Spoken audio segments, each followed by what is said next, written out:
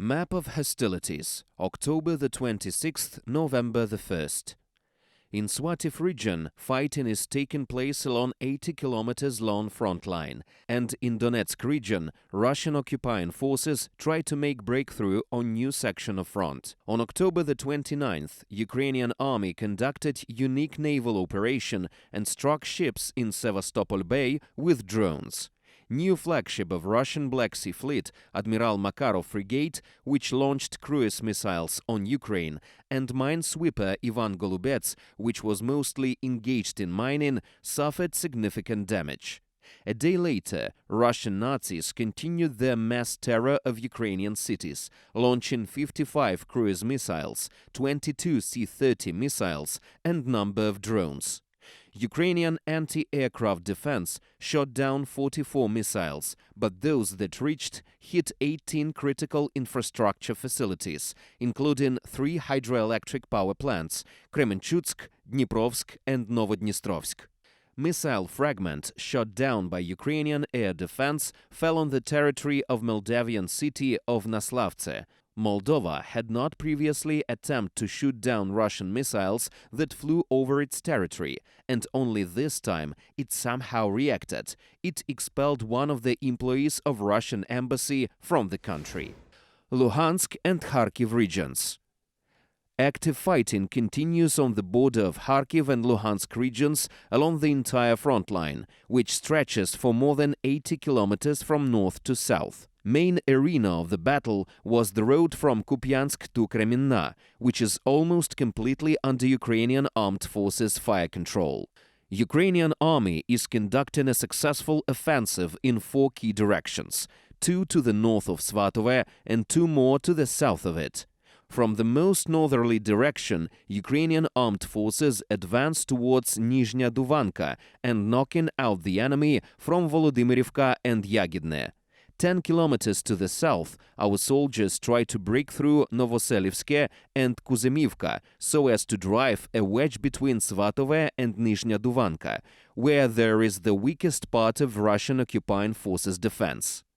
13 kilometers to the west of Svatove, Putin lovers try to organize counterattack in the direction of Andriivka in order to push Ukrainian armed forces away from the district center. But Russian troops not only did not succeed, but also left their positions in Kolomychesy and fled all the way to Svatove. So far, there is no official confirmation from Ukrainian Armed Forces General Staff as to how far our troops managed to advance on this stretch.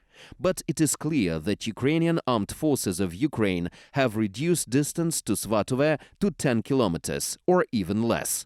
To the south of Svatove, our soldiers in many places came close to the Svatovo-Kremenna highway, especially close to Krasnorichinski, where our offensive was so successful that the occupiers blew up the bridge on the Krasna River in advance in order to prevent the ZSU from suddenly deoccupying most of this territory village. At the same time, the defense forces bypass the Muscovites further south and drive a wedge between Kremenna and Krasnorichinski. In this area, fighting is currently taking place on the outskirts of Chervonopivka. This advance particularly forced the Russian troops to stop their attack on Terny and Zarichne and to think more about the defense of Kremenna. It was for such reasons that the Russian forces' attacks on Bilohorivka intensified this week in order to prevent Ukraine's armed forces from making the southern approaches to Kremenna through Shepelivka. Donetsk region. Bakhmut and Avdiivka remain the only areas of the front where the Russian forces have the initiative. They are still trying to bypass Bakhmut from the south, but have made no progress this week.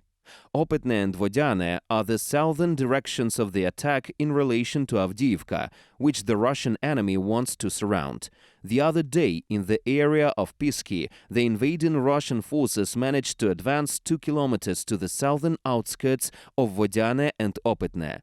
At the same time, in the Mayorsk area, the Ukrainian military destroyed about 300 soldiers who were preparing for another attack. Pavlivka is one of the directions of advancement to Kurakhove. The Russian enemy is trying to attack Pavlivka, Vuhledar and further to Kurakhove, which is an important logistics center. The other day, the Russian forces attacked here from the south and east at the same time in many areas. But now the invaders are stopped at the southern approaches to Pavlivka, and it will be extremely difficult for them to move on. Kherson. On the one hand, the number of troops in the Kherson region has increased to 40 battalion tactical groups, of which about 25 are on the right bank of the Dnipro River. On the other hand, the Russian forces are trying to take everything they can do to the left bank of the Dnipro River. According to the Ukrainian Armed Forces General Staff, the other day the Russian enemy began moving artillery to the left bank. This means that they will defend the right bank mostly with human resources, and the artillery will be directed from the other bank of the Dnipro. It is for these reasons that Russian forces have been evicting people from their homes in the coastal zone for a week. Also, the Russian military announced that the 15-kilometer zone near the Dnipro River, which the enemy is preparing for defense by mining and digging in, must be freed from civilians. Ukraine's armed forces are currently preparing for a new phase of the offensive operation, meanwhile destroying the invading Russian forces' munition depots and military bases. Ukrainian artillery worked against the enemy in Hornostaivka, Mala Lepetiha, Hola Pristan and Oleshki. Given the long range and accuracy of HIMARS systems, Russian forces will not be able to hide in the coastal zone of the Dnipro River, as Ukraine's armed forces keep the entire territory bounded by the settlements of Skadovsk, Nizhny Sirogozhi, Mikhailivka, Tokmak under fire control.